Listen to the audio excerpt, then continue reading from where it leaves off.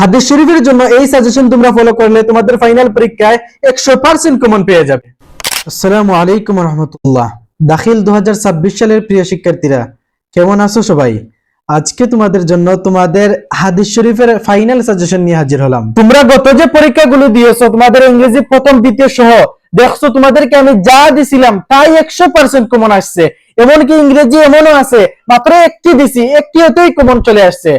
এরকম তোমাদের হাদিস শরীফও তোমাদেরকে যা দিব দেখবে সেখান থেকে অবশ্যই কমন পেয়ে যাবে। হাদিস পরীক্ষার জন্য তোমাদের হাতে এনাফ টাইম আছে, তাই আমি তোমাদেরকে এখানে একটু বেশি দিয়ে দিলাম যাতে তোমরা ভালো একটি প্রস্তুতি গ্রহণ করতে পারো। তাহলে দেখো হাদিস শরীফের তোমাদের জন্য কি কি রয়েছে।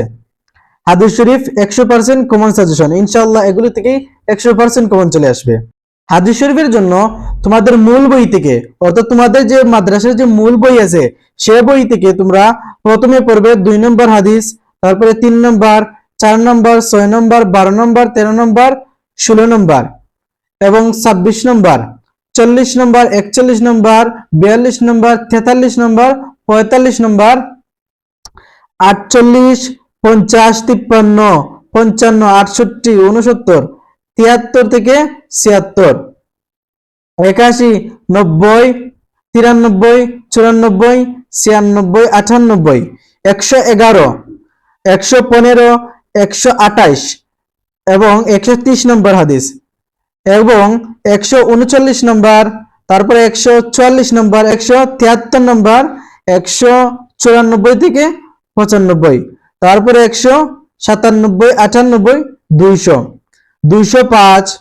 206, 220, 229, 219, 222, 230, 246, 240, 275, 276, 279, 280, 296, 300, 301 এবং 305 এইগুলা তোমরা ভালো করে পড়বে। অর্থাৎ হাদিস শরীফ ফাইনাল পরীক্ষার জন্য এগুলা তোমরা ভালো করে পড়বে। এখন তোমরা অনেকেই বলতে পারো যে ভাই এখানে তো হাদিস অনেক বেশি হয়ে যায়, এতগুলো হাদিস আমরা কেমনে পড়বো বা এতগুলো হাদিস আমরা কেমনে মুখস্থ করব? তো তোমাদেরকে বলছি ভাই, আমি তোমাদেরকে আরো একবার শর্টকাট করে আমি আমার প্রাইভেট গ্রুপে দিয়ে দিব। সেখানে আমি যা কিছু দিব সেখান থেকে 100% অবশ্যই কমন পেয়ে যাবে। আপনারা যারা এখনো প্রাইভেট গ্রুপে যুক্ত হন নাই, আপনারা তাড়াতাড়ি যোগাযোগ করে যুক্ত হয়ে যান। তারপরে আছে উসুলে হাদিস। উসুলে হাদিসের জন্য তোমরা মাত্র এই 3টি পড়বে। এই 3টি পড়লে ইনশাআল্লাহ তোমাদের ফাইনাল পরীক্ষায় এই 3টি হতেই একটি অবশ্যই কমন চলে আসবে। 1 নম্বরে দেখো সনদের ভিত্তিতে হাদিসের প্রকারভেদ, সেটি তোমরা ভালো করে পড়বে, বা মতন অনুসারে হাদিসের প্রকারভেদ এটা তোমরা ভালো করে পড়বে, ঠিক আছে? তারপর হচ্ছে সুন্নত হাদিস আসারের মধ্যে পার্থক্য বর্ণনা করো, এটি তোমরা ভালো করে পড়বে। তারপর হচ্ছে হাদিস কাকে বলে, এর আলোচ্য বিষয়, লক্ষ্য, উদ্দেশ্য কি লেখো, সেটি তোমরা ভালো করে পড়বে। অর্থাৎ মাত্র এই 3টি তোমরা ভালো করে পড়বে, ইনশাআল্লাহ এগুলো থেকেই তোমাদের ফাইনাল পরীক্ষায় অবশ্যই কমন চলে আসবে। তো এই ছিল হাদিস শরীফের ফাইনাল সাজেশন।